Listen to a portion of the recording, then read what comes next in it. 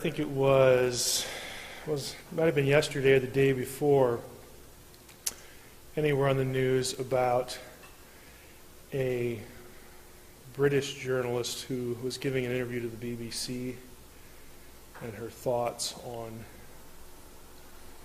what to do if you have a suffering child.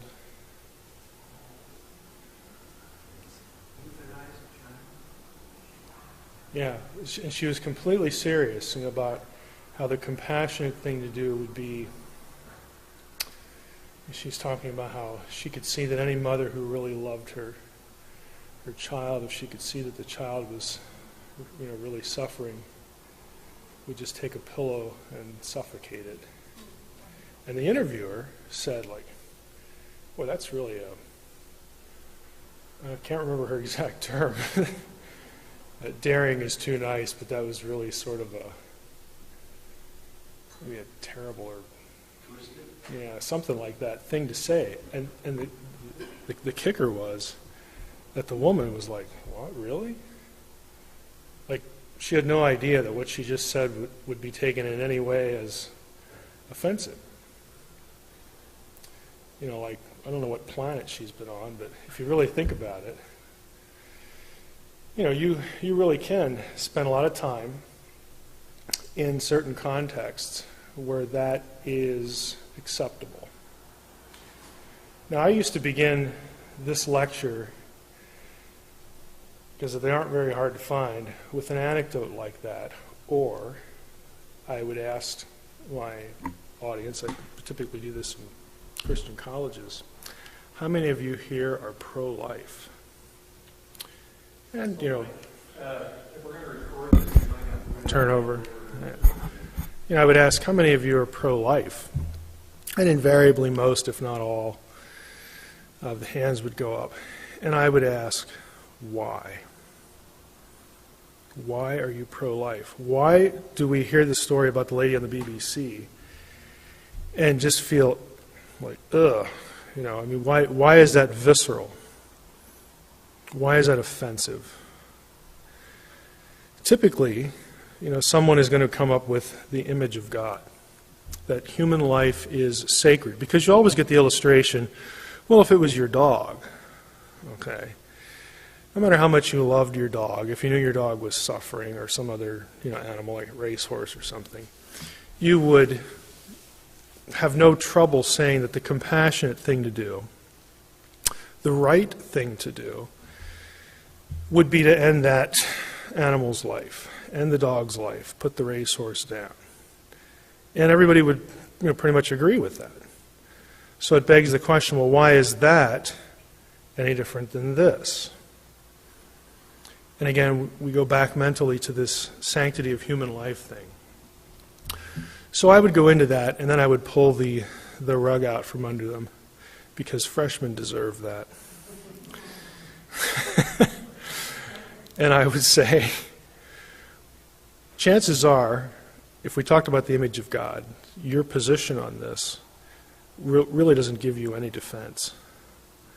And I would go into why. And I'm going to actually jump into that tonight, because I do believe, and I'm very pro-life, but I do believe that the way that a lot of Christians articulate their understanding of what the image of God is, that it actually undermines a sanctity of life ethic.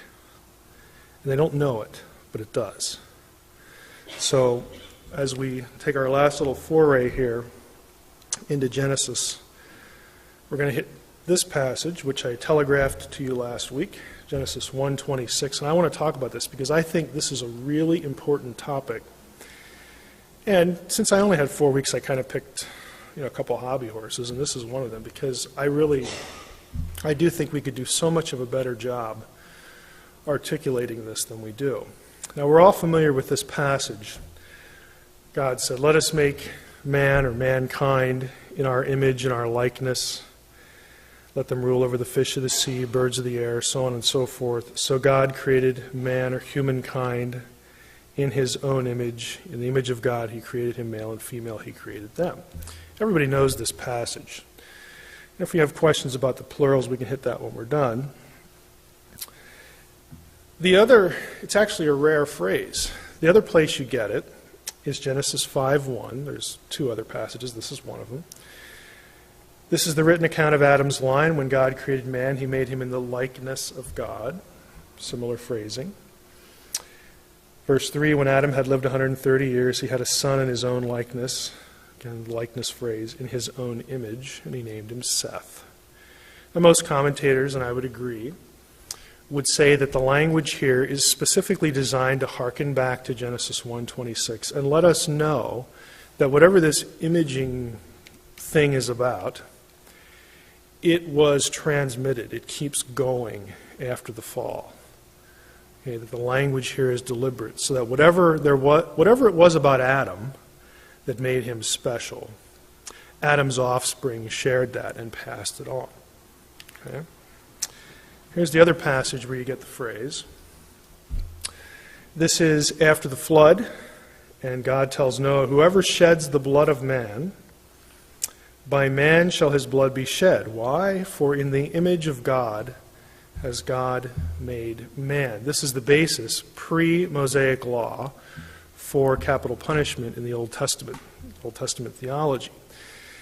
And the rationale here is, when you kill a human being, and by the way, I should say, because God is going to kill lots of human beings later, and he's going to have a system of law that allows for the death penalty, so we need to make some qualifications here.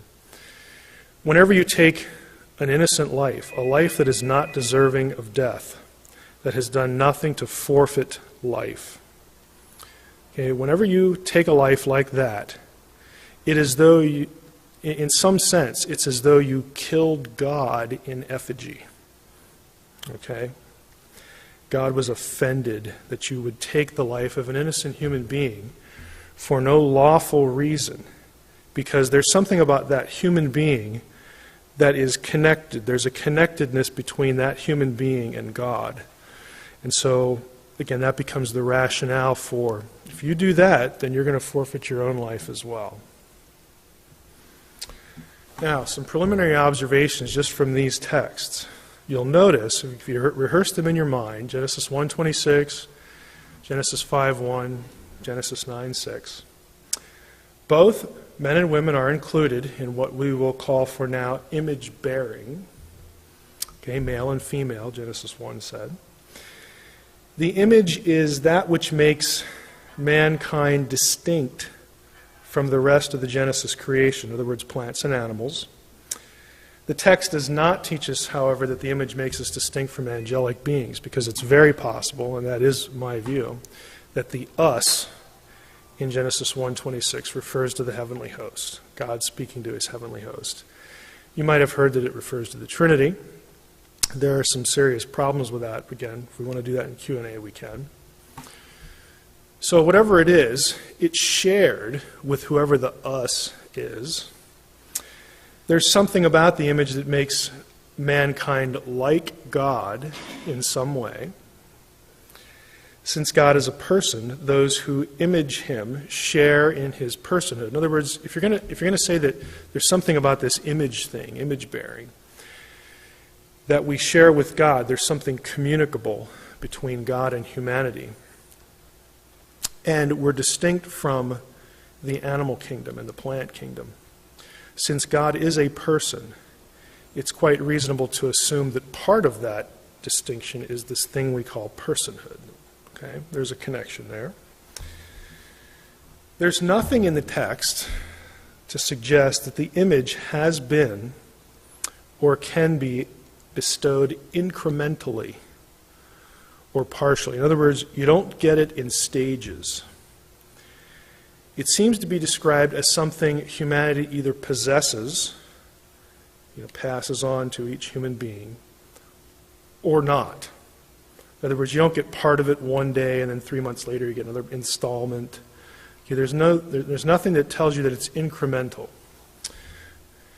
Therefore, you can't speak of being partly or potentially an image bearer. And that's going to become important. And the bearing of children in some way mimics or relates to the initial creation of humankind as an image bearer. So what do we need to say?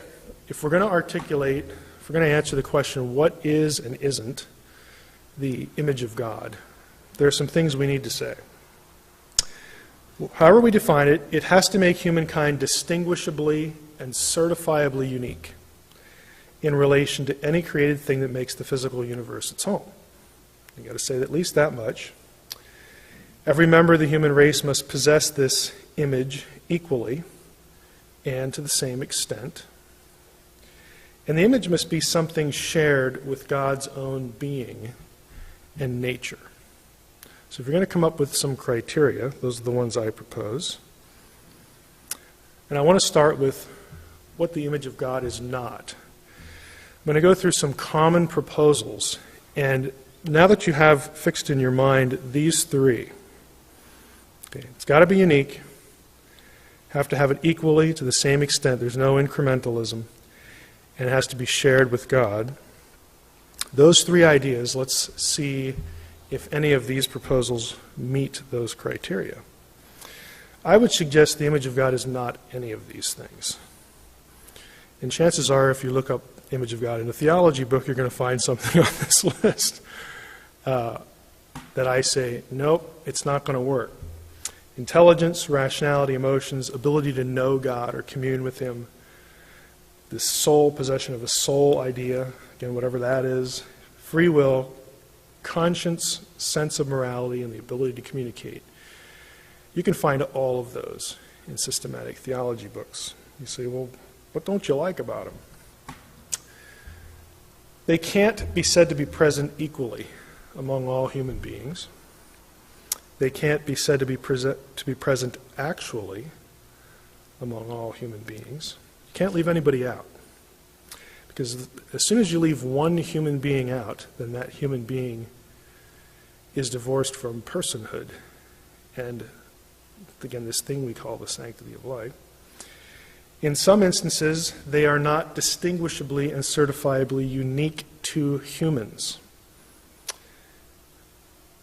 But all of them fail the first two criteria. You can fail the third, too. Let's talk about equal to humans, unique to humans. Some of these faculties, again, intelligence, emotion, all that sort of stuff, are not uniformly distributed and are possessed only potentially by some human beings. Examples, the fetus. Can the fetus pray? Can the fetus think? Can the fetus communicate? And all these things are subject to definition, and they will fail somewhere along the line because the fetus doesn't have a brain. The problem with a lot of these is they're linked to the brain. That means before you have a brain, and there is a time when all of us didn't have a brain, before you have a brain, you're out of luck. Okay, if that's what the image is, then by definition, you don't have it. You say, oh, well, the little cellular little ball of whatever it is, I mean, everything's in there to make a brain, so it potentially has a brain. You're right. So we have a potential person. Why are you opposed to abortion? If it's not really a person, there's potential and actual. If it's not actually a person, what's the problem? Again, you get into some real dicey areas if you want to link the image to brain function, and even if you have a brain function. What about if brain function is destroyed? What about severe retardation? Okay, vegetative state, that sort of thing. If you're going to link it to that organ, and by the way, you're saying that the image, therefore, is obtained chronologically, okay, as you grow, which means there's a time before that point that you don't have it, and then afterwards you do. Okay, again, that's ethically pretty tenuous. If you're going to say these things, then you weaken an ethical position that has the sanctity of life as its basis. You're going to be trapped pretty quickly. Free will, conscience, sense of morality, the ability to communicate. None can be said to be held in actuality to humanity. in reference again to infants in some cases, the fetus, fertilized human eggs, zygote, severely retarded. This also presumes that no animal, not even one, as soon as you find one member of the animal kingdom, one non-Homo sapiens, okay, as soon as you find one member of the human, of the animal kingdom that can act contrary to instinct, even once, then you have a problem. Do animals ever act contrary to instinct? Do they ever portray by their actions some sort of oughtness, or, again, just something that's contrary to nature? One of the fields, if you're interested in this topic, just a little rabbit trail here, one of the fields I think you'd find fascinating is a field called animal cognition.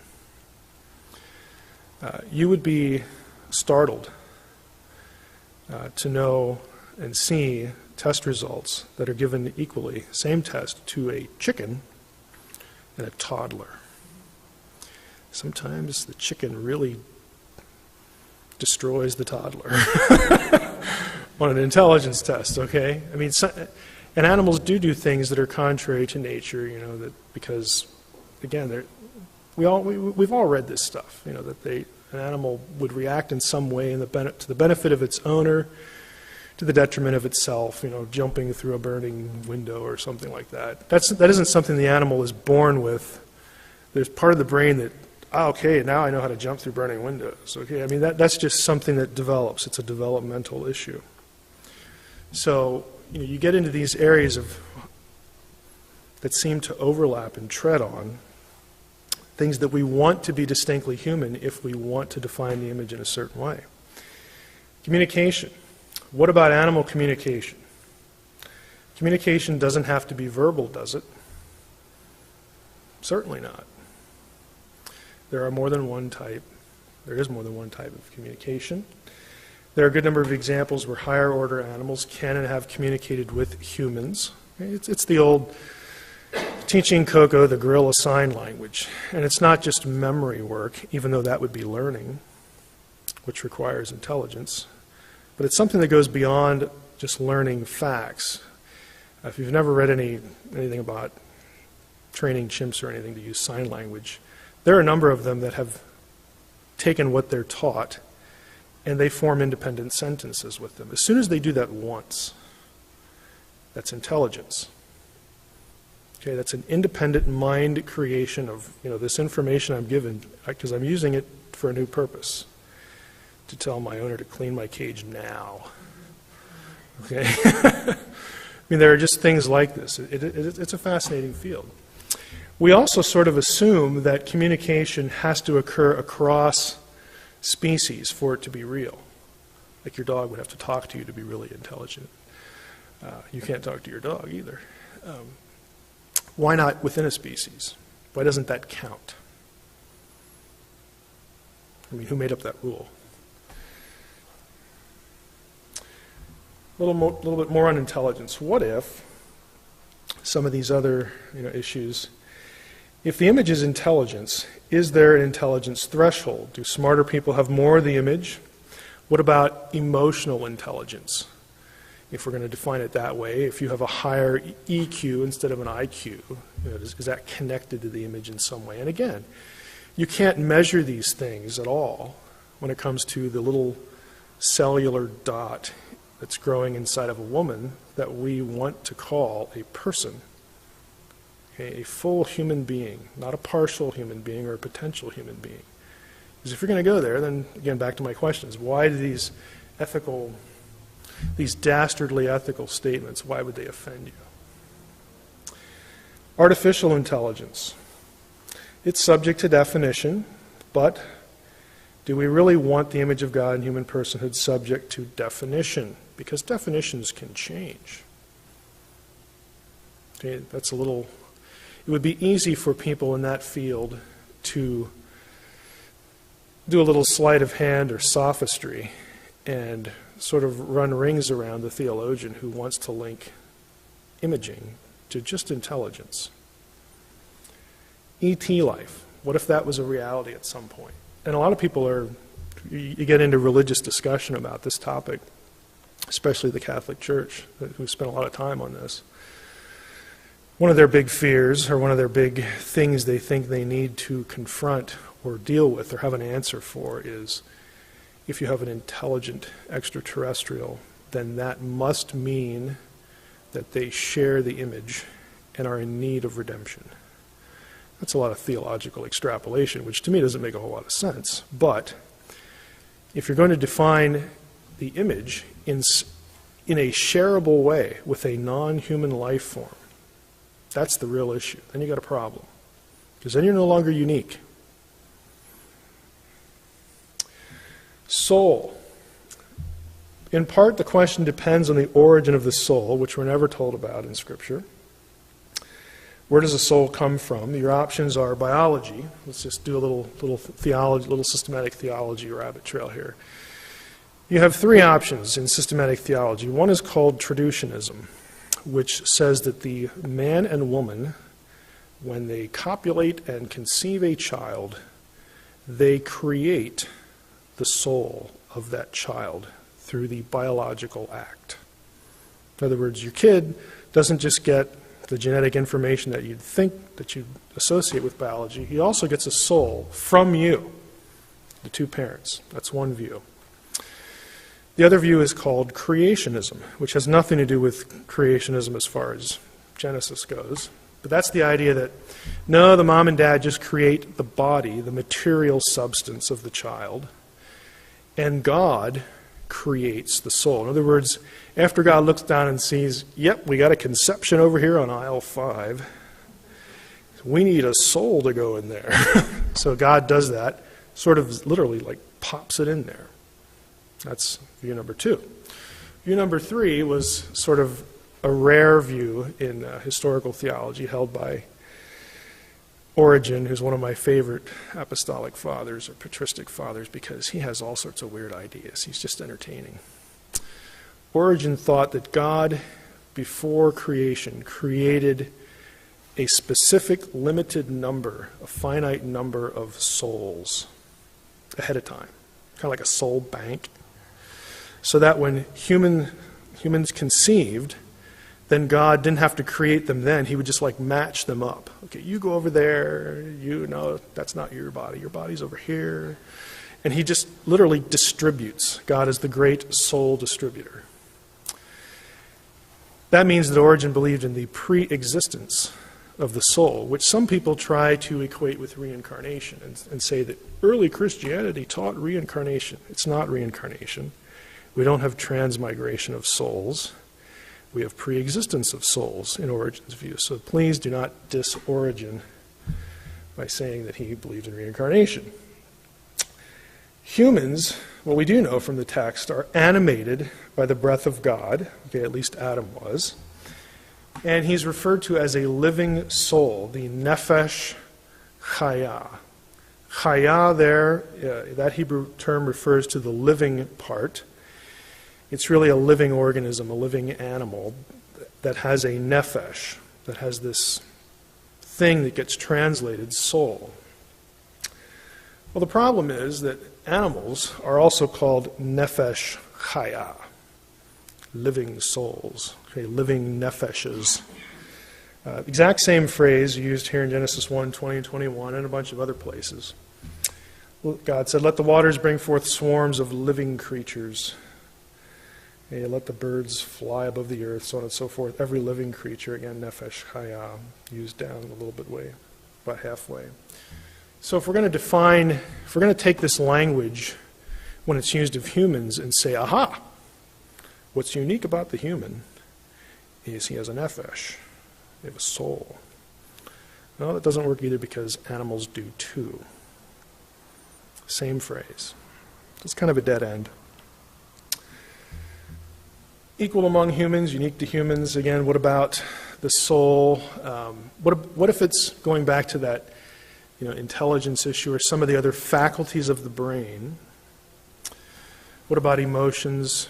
Maybe the possession of, volitional will. Maybe that's the image. All these things, again, that we associate with our minds, with our brains. If we sort of go down that rabbit trail, we have a problem too, because nephesh, the word soul, and ruach, the word for spirit, are both used, to summarize in the slide, they are both used for the faculties of the mind, the will, and the emotions. They're interchangeable. So you don't get much help there because you can't really distinguish between a nephesh and a ruach, and animals have a nephesh. And you get some that we'll tread over into the ruach territory too. So what are we supposed to do? I would say if there's not clarity in Scripture on the nephesh or the ruach being what makes humankind unique, we probably don't want to bank all of our ethics on it. Okay, we probably don't want to stake our ethical positions, our sanctity of life positions, on things that aren't even clear in the text. We certainly don't want to stake them on things that are shared, either potentially or in real life, with other life forms that are not human. We don't want to link imaging, again, this thing we call the image, to an ability that depends on an organ that has to develop chronologically. Because as soon as you do that, you really have to be consistent. You have to abandon opposition to things like abortion up to a certain point. You have nothing to go on. You just don't. And anybody who knows the biblical text well enough, and believe me, there are people out there who are very pro-choice, who do know the text and are making these arguments, you need something better. And I'm going to give you a fairly simple suggestion, but it wouldn't be one that would occur necessarily to the naked eye. What I think the image is, it's not a thing put in humanity. It's not an attribute given to humanity. Think of it as a verb. It's a status. Part of the debate over what the image of God is concerns, again, this phrase, let us make man in our image after our likenesses. Now, as in English, we're dealing with a preposition here. Prepositions in Hebrew are used to denote different ideas. I'm going to suggest to you that the key to this, believe it or not, is how you take the preposition in. And this is an actual point of Hebrew grammar that I'm going to show you, so I'm not making it up. But I think that's the key. Let's talk about how we do this in English. If I say, put the dishes in the sink, what am I denoting? What's the meaning? Location. Put the dishes in the sink. The preposition there tells me location. If I say that something is written in pencil, what do I mean? Same preposition. Certainly isn't location.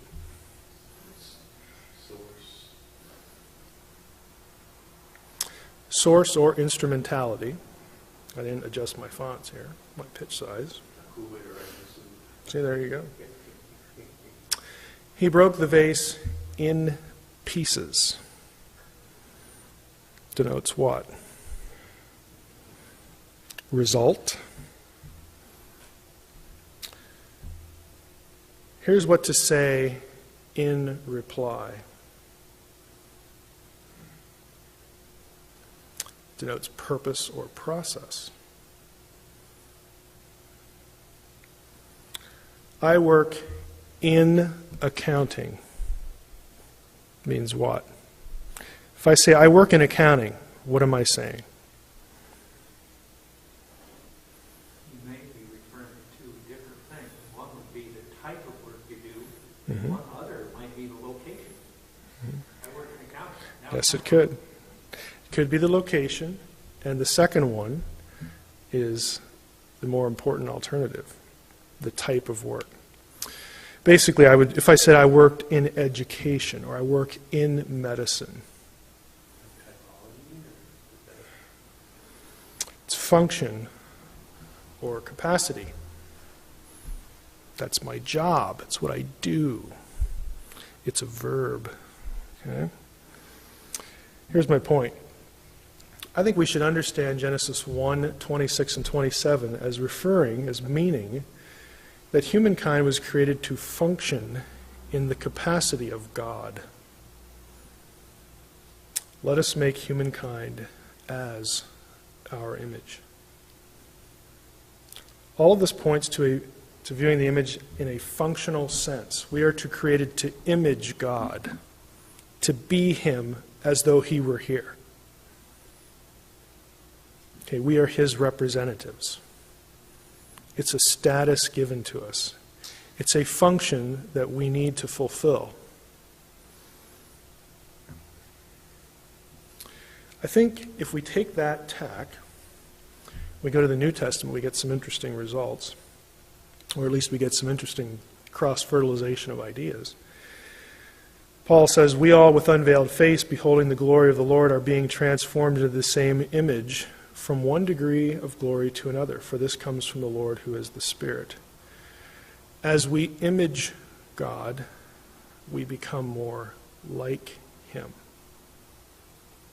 We are transformed from what we are into what we should be, what His intention is.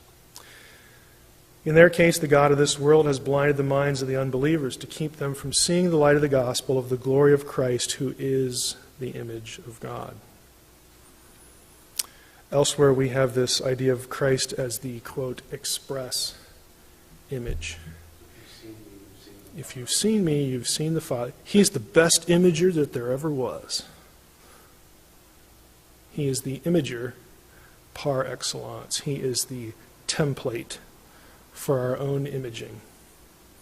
He is what we ought to be, an imager of God. For those whom He foreknew, He also predestined to be conformed to the image of His Son, to be more like Him, conformed to be like Him, to become Him, not in an ontological sense, but in a functional, in a works sense, in a sanctification sense.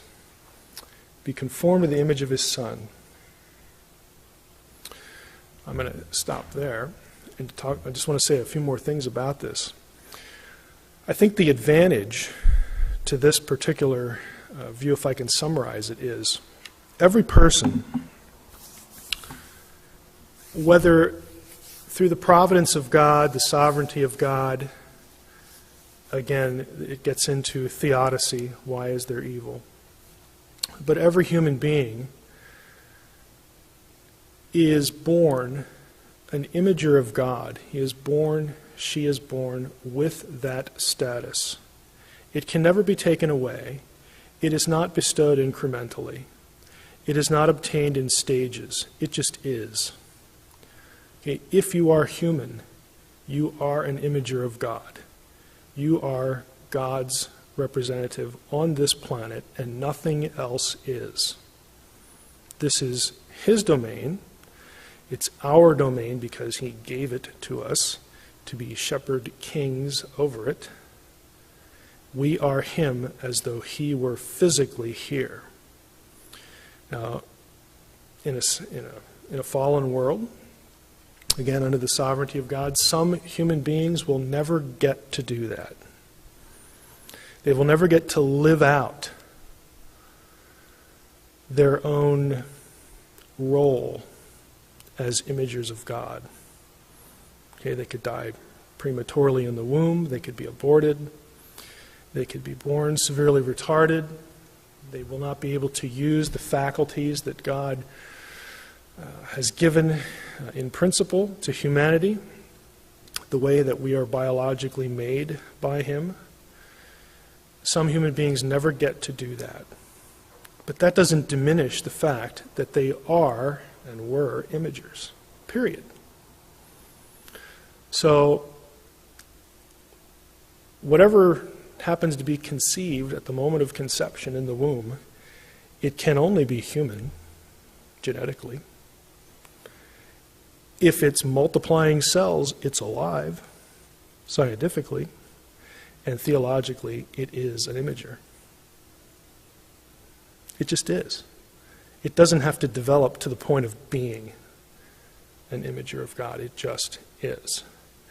And I think we are on more of a solid foundation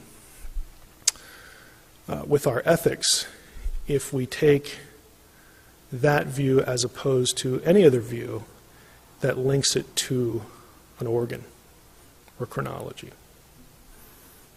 We're able to.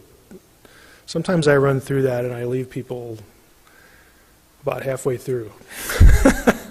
So, any questions? I have one over here first. With that view, also, that the image of God is complete, it doesn't develop in stages, or it's never incomplete, would also speak well to the issue of it's not ever ethical to abort a fetus, a baby. That's the result of rape. No, I would agree. Let me give you my little. I can't call it a pilgrimage because I didn't go that far. But after I got married and my wife got pregnant for the first time, we had a discussion. It was actually more like an argument, where I said, "Look, I just want you to know." And she disagreed. I said, I just want you to know, if you go in there to deliver and something goes wrong, I'm going to tell the doctor to pick you over the baby. And she didn't like that. I said, look, the fact of the matter is you're going to be lying in that bed, and you can't do anything about it. I mean, I meant it to be a little funny, but she didn't really take it that way. After we had our first kid, I went back to my wife and I said, I've sort of rethought this. I said, if there was a problem now, because it has a dramatic effect on you. So I said, if we had a problem now, and the doctor said, what should I do? I would say, do the best you can. And she was happier with that. I felt some angst over it, but I also felt like it's a position that you more or less have to take. And I taught ethics. I've taught ethics for years, and I know all the argument. Well, if you got 3 kids and you got one over here, I mean, how fair is it to leave the 3 kids without a mother? Look, just do the best you can. I know you're not God, Dr. So-and-so. I'm not going to treat you like you are. Oh, here she comes. Perfect timing. I'm talking about our disagreement with the first kid when I said if there's a problem, I'm going to save you instead of the kid, and you didn't agree with that. So I recanted later on. Did that mean a lot of joy and happiness? Well, I think, it's this thing about choosing who lives and who dies. If you've never gone through the process of having a kid, it's hard to view your child and your wife on the same plane. If you've never gone through that process, so you're stilted in one direction. And you think, well, my wife will like that because I'm putting her above the baby. No, she didn't really go for that. Because she has, obviously, I'm not trying to make a bad pun here, but she has more of an attachment, to the child because, the whole process. And I didn't understand that, but I do now. Yes. You talked several times about at the point of conception and how you become a gender, but with science today, cloning and everything, is the argument that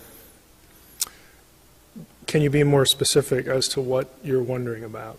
human cloning. Right. If the soul, it goes back to the 3 views of where the soul comes from. They all work here. If the soul is created biologically, then there would be a soul in the clone because it's created from two. You still have to have the genetic, how do you want to say here? You don't have a joining of egg and sperm, maybe. It depends on what the process is. In other words, you could have that joining and then take something from that and implant it, and there's all these gradations, what's a true clone and what's not a true clone and all that kind of stuff. If the soulishness is transmitted biologically, let's just put it that way, then it stands to reason that another biological process could accomplish the same thing, even though it's a different biological process. That's a guess because we don't know where the soul comes from. If God inserts the soul, then it's like, well, it's up to God. If we have Origen's view, then it's also up to God as the distributor. There's no scriptural justification for any of these views, by the way. They're guesses. All three of them are guesses. So I'm predisposed to think that the result of cloning would be, in every other way, completely human. And if we look, again, this is a poor answer because Scripture is limited by its pre-scientific language. But to an Old Testament person, people who are using these terms like imaging and nephesh and all this stuff, to them and to the New Testament person, a person was the union of the material and the immaterial.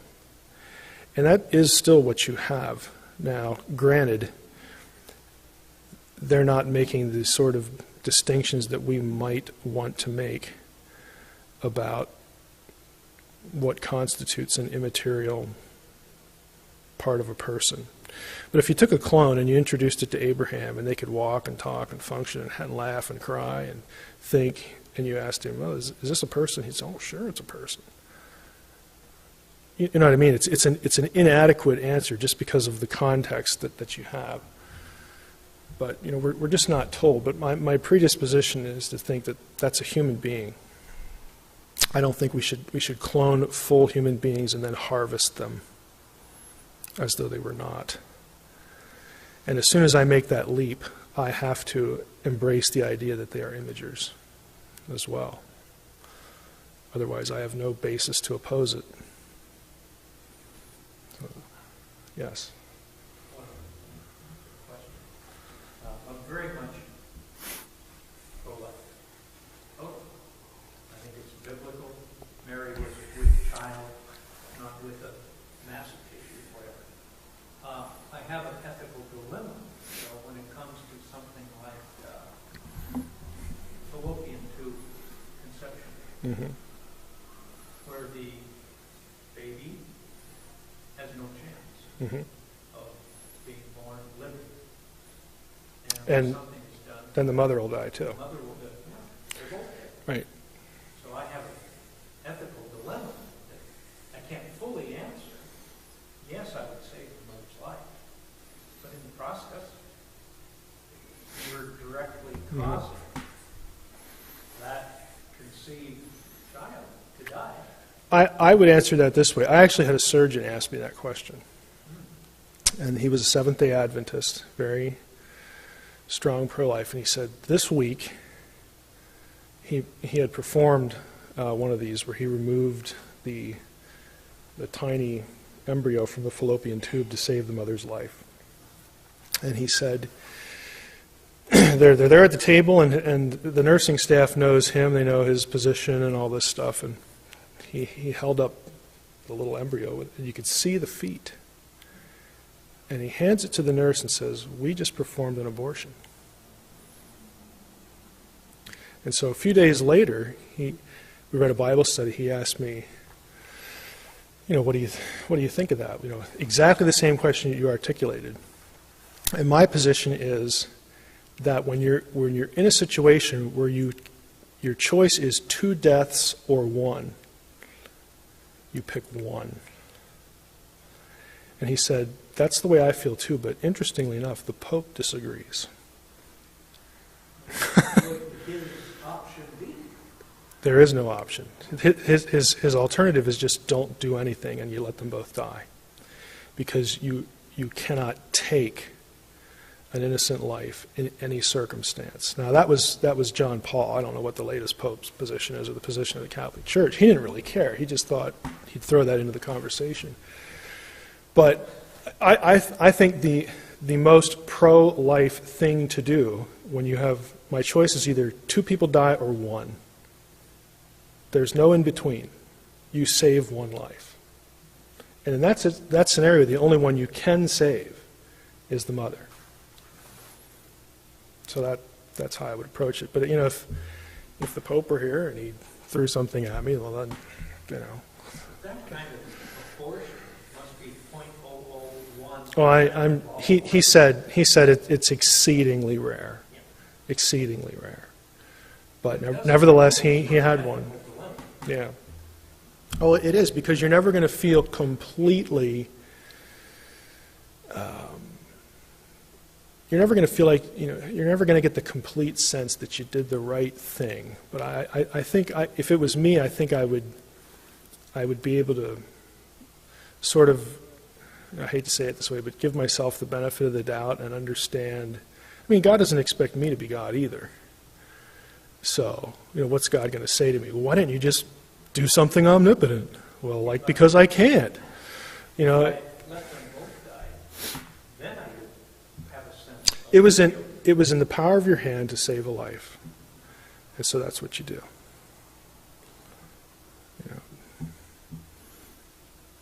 I wanted to leave time for questions tonight, too. If you have anything that you want to just throw out there, feel free. We should say something about the plurals, since I brought it up. If we go back to, let's just go here. Here. It's very common to view the plurality language here as the Trinity. Now, my problem with that, other than the fact that we aren't given a number here, we aren't told that there's 3, is that there are other passages that speak of divine plurality where you have plural gods, in the heavens. And you get into some theological problems if you want to link that language to the Trinity. Now, I know I had a browser here open somewhere.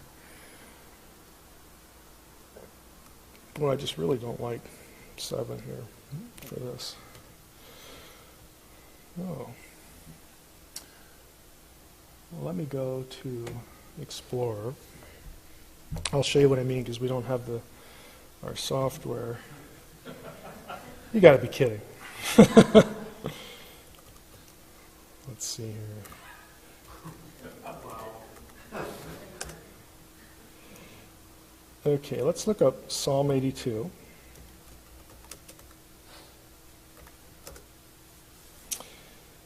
And I don't really know how to make that bigger. Somebody told me how to do that last time without a mouse. You hold something down and hit the plus? Control plus, okay. Well, that didn't work. I must have done something wrong. Oh, it got a little bigger. This verse here, this is a key passage for me in this plurality question. It says, God has taken his place in the divine council. In the midst of the gods, he holds judgment. The word God there is the word Elohim. Very common name for God. It's used well over 2,000 times in the Old Testament. The word gods is also Elohim. In the same verse. 2 occurrences, same verse. The first one has to be singular because the verb in Hebrew has taken his place or taken his stand, is grammatically singular. That tells you, through subject-verb agreement, Elohim is singular. So we have one God standing in this council in the midst of the Elohim. There's a preposition there in Hebrew. It's bekerev, which means in the midst of. And you can't be in the midst of one, or he's not standing in the midst of himself. He's standing in the midst of gods. And we find out later, here's the problem. If you read the whole passage, He's talking about the gods, and they're not behaving very well. I said, you are gods, sons of the Most High. All of you, nevertheless, like men, you will die and fall like any prince. This is a passage where the God of Israel judges the other Elohim. There are other divine plurality passages in the Old Testament that refer to gods in council. Psalm 89. Might as well go there. What I'm going to here is that if you're going to take the plurality language as the Trinity, you can't do that in Psalm 82, because then you have God telling the other members of the Trinity that you're corrupt and you're going to die. That's just bad theology. You just don't want to go there. Let the heavens praise your wonders, O Lord, your faithfulness in the assembly of the holy ones, that we have an assembly. For who in the skies can be compared to the Lord? Who among the heavenly beings is like the Lord? Let's see what the little note here is. Hebrew, sons of God. It's B'nai Elim in Hebrew. So, again, you have passages like this where, again, part of the reasoning is polemic. Part of the reasoning is that this is God and his heavenly host. And it's easy to take that and go back to Genesis 1 and say, what we have here in fancy grammatical terms is a plural of exhortation. God says to his council, hey, let's make Adam, humankind, in our image. They say, it's a good idea. So who creates humanity in Genesis 1? If you go back to Genesis 1. So God created man in his own image, in the image of God. He created him. The verbs for creation are all singular. Only the God of Israel creates humankind. The rest of the council members, they're just entertained. They're just thrilled. If you get to Genesis 3, you have the same language. I think it's around, well, one of them's in 22. Let's just go to verse 7. Oh, let's go up a little bit. Okay. For God knows, Elohim knows, that when you eat of it, your eyes will be open and you will be like Elohim, knowing good and evil. If you go down to verse 22,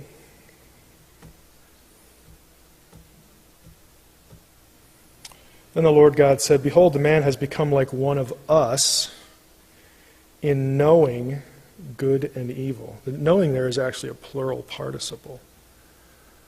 Okay. So again, you have plurality language where you have this knowing good and evil talk, and that might make some people uncomfortable in a Trinitarian context. You could get around it. But I think the real issue is taking divine plurality language from Genesis 1 elsewhere gets you into trouble. But if you do it the other way, you don't really have a problem. The only real problem is, what do you mean they're gods in the Old Testament? That they're real. Because God judges them. He's not judging Mickey Mouse, okay, who isn't real. Okay. God is consistently compared to the other gods. It's just, Old Testament's full of this language. To some people that sounds like you can't have monotheism there. I don't want to get too far afield. The issue is, what's an Elohim? Do you realize there are 5 things in the Hebrew Bible called Elohim? It's good for trivia. God, the God of Israel. Gods, plural, like in Psalm 82. Demons in Deuteronomy 32 are called Elohim, the Shadim. Angels, depending on how you take Genesis 32 and what event that refers back to. And lastly, 1 Samuel 28, the spirit of human dead, Samuel. You know the Witch of Endor story? Okay, the witch, the medium is better. The mistress of the Ov in Hebrew. The departed spirits looks and says, whoa, I see Elohim coming up out of the earth. That's what the Hebrew text says. And Saul says, what does he look like? She describes him and he goes, oh, that's Samuel. Then they have their little conversation and Samuel kicks his butt again from the grave. I mean, it just, you know it's Samuel because of what follows. But Samuel is called an Elohim. He's dead.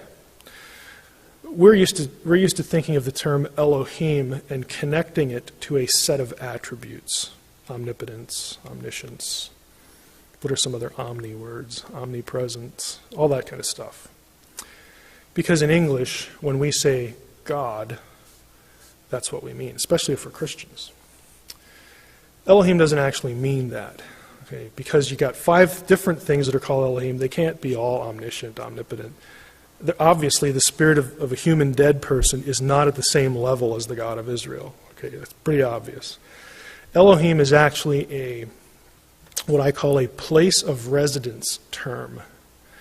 That is, you are called Elohim if your proper domain is the non-embodied world, what we call the spiritual world. If by nature you are not embodied, you are an Elohim. Angels, demons, gods, God of Israel, spirit of human dead, because we don't have a body now. Okay, we're on the other side. Some in that realm can come over to this realm and become embodied. We know the Old Testament stories about that, God included. And some from our side can go to the other side and see what goes on there. The prophets are classic examples. Elohim means you live over there, not here. You're from over there, not here. Over there, there's rank and power and a certain set of attributes. There's hierarchy. So Yahweh is an Elohim, but no other Elohim are Yahweh. That's what an Israelite believed. But, we're modern 20th century Americans, 21st century Americans, and our native language is English. And so when we see Psalm 82 translated like the Hebrew text says, it kind of freaks us out because, whoa, how do we deal with that? Monotheism is actually a 17th century term. It wasn't used before that, as far as English lit scholars tell us. If you want to use it, fine. We know what we're talking about. The God of Israel is unique. That's the point. There is only one uncreated being. There is only one being with that set of attributes, and it's Him. That's the theological point that has to be made and maintained. You want to stick a label on it, go ahead, whatever label makes you happy. But, the point here is divine plurality language identified with the Trinity in the Old Testament will get you into some problems. So I do not take that position. Because I'll take my set of problems over that set of problems. So. We still see in the New Testament that Christ was the creator. Mm-hmm. Colossians 1. Mm-hmm. All things were created by Him and for Him. So we certainly must agree with that. Oh, I think it's easy to show a Godhead in the Old Testament. You just have to know what you're looking for. Okay, the first class that we did, the first 4-week thing, I spent 2 weeks on that, going through the Old Testament, the way the Old Testament expresses the Godhead idea. It's a little harder for Trinitarian. There's one passage that sort of, in my mind, really looks Trinitarian to me. I'm not going to get into it, but I'm sure there are others. I just need to invest the time looking for it. But as in the Old Testament, you have the God who is Spirit. We call Him the Father, God the Father. And then so humans could parse God, and for their own protection, there's a second Yahweh in the Old Testament, and that one is embodied or comes in some other physicalized, manifest form. And I'm not a modalist either, if any of you are theologians here. But you have two. So the second Yahweh is but isn't the Father. Jesus is God, but He's not the Father. He is but isn't God. It just depends on the language that you use. He's not the Father, He's the Son, but He's still God. Okay? We're used to saying this. It's very creedal in the history of Christianity. That's actually what you have with the Spirit. The Spirit is but isn't Jesus. Do a search in the New Testament sometime for phrases like the Spirit of Christ, or where Spirit is interchanged with Jesus. It's really interesting. There are 3. and they're one, and sometimes they're two. You know, I mean, it's like playing mind games. You know, it's hard for us to wrap our minds around this. In the Old Testament, you got two running around. Sometimes they're in the same scene, and they're the same, but they're not. And it's the same thing post-resurrection. And some would even say pre-resurrection, where you have Jesus and the Spirit, that the Spirit is but isn't Jesus. He is Jesus, but he's not. Same essence, but you know, it's the same issue. And then when you put them all together, you got three. So I think it's very, it doesn't take too much work to get there and have it really be rooted in the text. But that is a separate issue, because if you have three in one essence, they are the one that bear the unique set of attributes in the spiritual world. There are still other Elohim that are lesser than the Godhead. Okay, I think that's not a Christian invention. I think the Old Testament is there too. That's not something that came along and the New Testament writers just, oh, you know, this sounds good, let's make this up. You know, I think it's consistent all the way through. But I don't see it in Genesis 1:26. Any other off-the-wall sorts of questions? This is actually an early week, yes, Mike. We'll walk around a little bit with this idea of in our image. If you look at a commandment like, you shall not take my name in vain, and you look at that as ambassadorship, in other words, you shall not identify with my name and not image me. Mm-hmm. Does that fit? I think it does. The New Testament, let those who name the name of Christ depart from iniquity. I mean, that's pretty clear. So, You know, it's language would be a part of that. It's certainly, yeah, you're certainly it's not an wrong. right. But the bigger It's not an equation. Okay, now if that fits, and it's a question of ambassadorship, you were kind of implying that being a human kind of somehow auto-reflected that's what makes us unique. Right. We are like the Creator in terms of we're the only thing in the created realm that is like Him in terms of being a reflection. We have communicable attributes of His that, you know, it enables us to be Him in His absence. And we have those things. Yeah, well, I'm not denying omnipresence, but just, in other words, God creates the earth and says, hey, I want you guys to run it. I think there's obviously more to it than that. But, you know, we are, let's throw out some terms, understudies. We are, again, shepherd kings. We are ambassadors. We're representatives. We're all these things by virtue of the fact that we're human. Now, it's interesting, after the fall, that isn't lost because of Genesis 5:1. It's still, the language is still there. And it becomes an issue in Genesis 9:6. So it's not like the image either ends or starts with the fall. It's pre-fall, and it continues on. And it's something that is shared by humanity broadly and exclusively. Kind of like a Romans 1, you're kind of pointing to something like that there's something there, but you're not really, you don't really image God until you're born in the Spirit. I don't think that's necessarily true. I think you are capable of imaging God because you're human.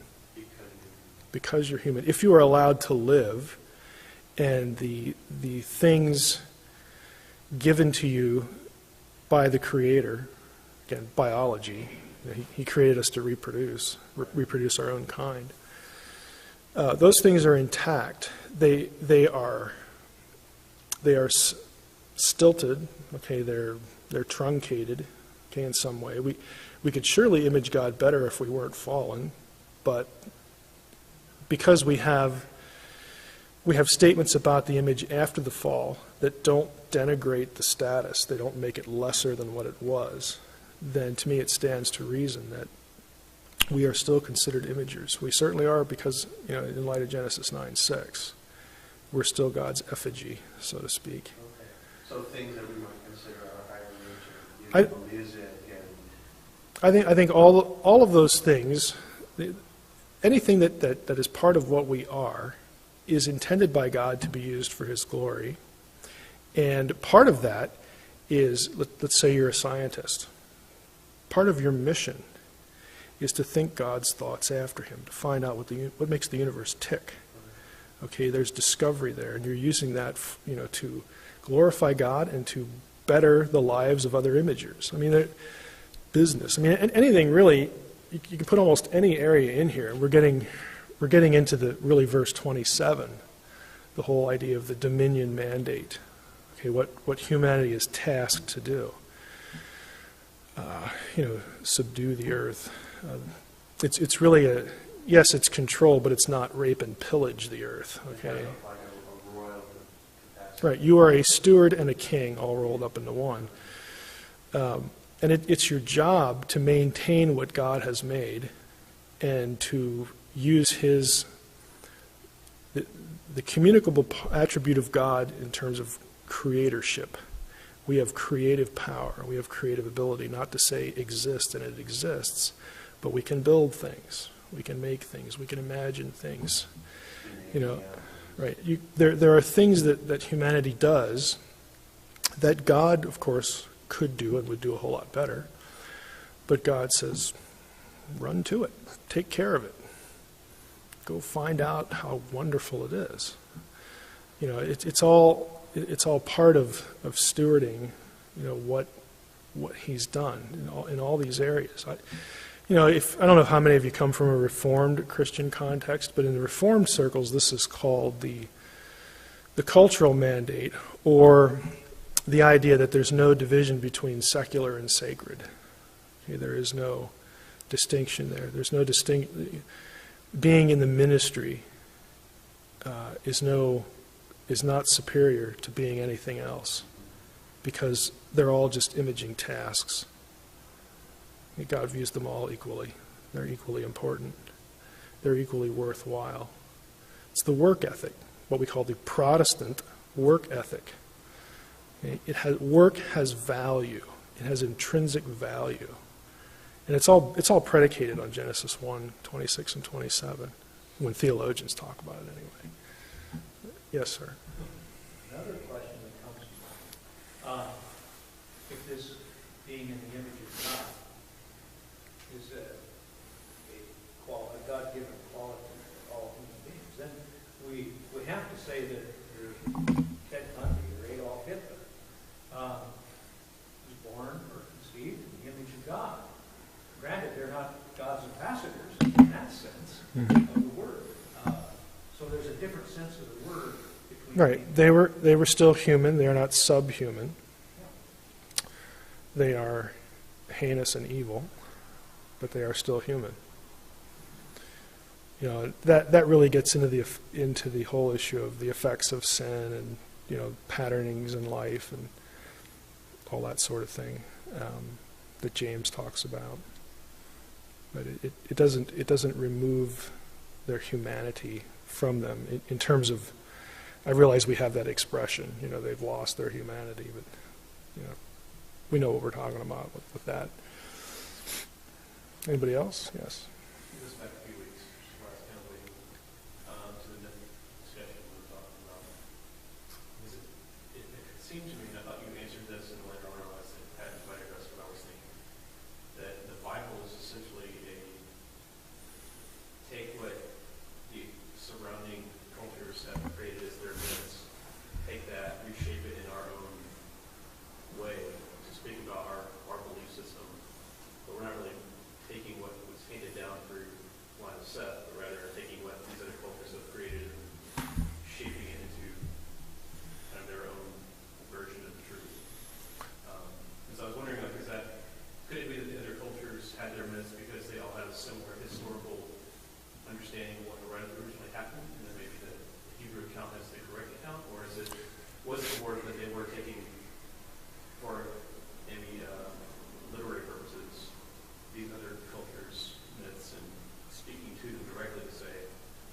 basically is, what it said. is there a hint, are you asking, is there a hint of evangelism here? I guess in- it's there in the- in the latter- Like this is the real story in the scripture, or is it more of a, we're talking to you because you're here, and there's not really like a, this is really how Yeah. this passage. I think, again, if we believe there's a God, if we believe that God can actually do anything, like communicate, if we believe there's a God, then he can exist in more than one person. He can actually, do something like the incarnation, resurrection, all that stuff. They're all very simple presuppositions that follow and extend one from the other. I certainly think that it's not too much of a leap, okay, to say that we have this culture that God chose. God just to us it looks arbitrary, and to our understanding it may be completely arbitrary, and in God's understanding it might have been arbitrary. I mean, who knows?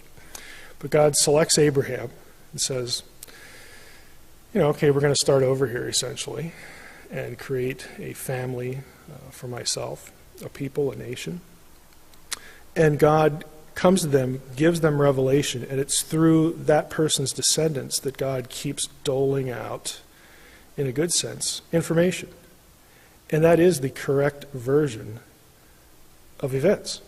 I mean, this is because it comes from the mouth of God. I mean, I think these are very simple but profound theological statements that are certainly warranted in the text. I believe that what we have in the Bible is the correct version of events.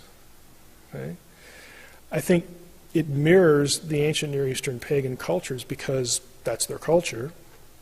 Yeah, God, I think, could use the polemic, the strategy there, to, I think there is a sort of, there's an evangelistic bent to that could take hold in somebody's mind. I mean, we don't necessarily know. We have hints of it in the Old Testament. But I certainly don't think that it's just like a Slavish borrowing because they couldn't think of their own thoughts and, boy, we got to come up with something here so that it looks like this guy's stuff over here and, all of that. This is why I said a week, and even a week before, inspiration really ought to be viewed as a process, and God is in the process. People are, every writer of Scripture, God providentially set those guys up to be what they were at the moment that they were supposed to be and act and write and do what they did. And God is in every moment of their lives. One of the other reasons I don't like the traditional view of inspiration is that God zaps people and then he leaves. Well, I guess that's over. Again, treating it as a paranormal artifact. If God is in the process, and it's a slow process, it involves lots of hands, it involves the unpredictability of human behavior, and God has to step into history again and keep working with humanity. That is moment by moment providential oversight. God never takes a day off, okay, when it comes to producing this thing we call the Bible. To me, that is a much higher view of God's activity. And it's not unique to me, okay, so I'm not claiming anything for myself there, but I think that you get to appreciate God's activity, his moment-by-moment activity, a little bit more. And if he's interested in humanity, and his interest in humanity is shown through this one group, and it's that group that produced this book that we call the Bible, then I think that says something. I don't know if that answered your question. Brad? Maybe we'll spin on that.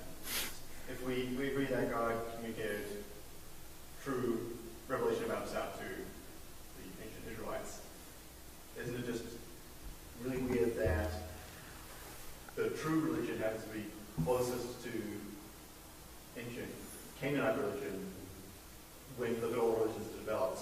Why wasn't it more like Polynesian or Japanese or ancient South American or any of the religions it could have been like? It just happened to be closest to the one that was geographically and chronologically proximate. Yeah, I think that's a direct result of God's choice to act when and where he did and how. When God acts in time, there are consequences, in time. So the very same thing that looks like it's a derivative that gives that certain. if the people you're communicating, Right out of that. right. Let's say we didn't have a Bible and God comes to Bellingham and picks, one of you to start the ball rolling. Okay, God knows I'm going to produce this thing called the Bible. I'm going to start with this guy over here, or this girl over there. And he does that. And as that person writes down what they, feel led, to write, because, it's punctuated with these divine encounters and other things that sort of affirm to the person that, I have a responsibility here. God appeared to me and told me to do this or that, and I haven't seen him in 20 years, but boy, that was pretty memorable. So I ought to, kind of stay with it here. If you have the experiences like the patriarchs did, and you're going along in your life and you're trying to do the best you can with what you think is your mission now, as you recall the deity giving it to you, you run into problems, you run into people, you run into issues that by their very nature are going to, by and large, be a byproduct of where you live, who you live with, who you live next to. And so that group is going to go their own way because they don't have, what I have. But I'm going to write in such a way to communicate to my group and to them so that everybody can understand what I'm doing here. And then 500 years later, it looks like you got this from the people in the next neighborhood. Well, that isn't what happened at all. Okay, there's a residual sort of byproduct effect because of the time and place in which you were doing that.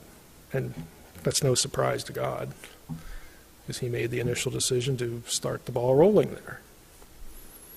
I think a lot of times scholars make mountains out of molehills when they get to stuff like this. Because frankly, there is I don't want to launch into a boring discussion of the history of biblical criticism, but there is a predisposition in the history of biblical criticism to, let me just say it this way, it's not a coincidence that a lot of this stuff started in the late 19th century and the people involved in it were anti-Semitic. That is not a coincidence. It doesn't mean they're all evil.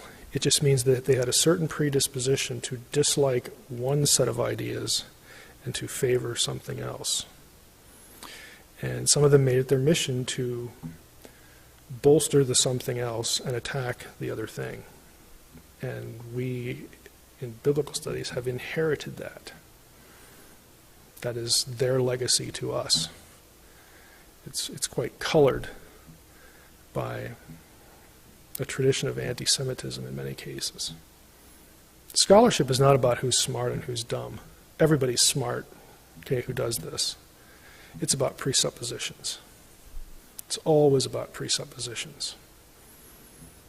Things that you bring to the table when you begin to do your objective research. That's always what it's about. Anybody else? I once said that in a graduate school seminar. There were days I wasn't real popular. There was that day about the anti-Semitism. I had a Jewish professor, and I said, it sure looks to me like a lot of these guys were anti-Semitic. Do you think that might have tainted their objectivity? And he looked at me and he said, yeah, you're probably right, but who cares?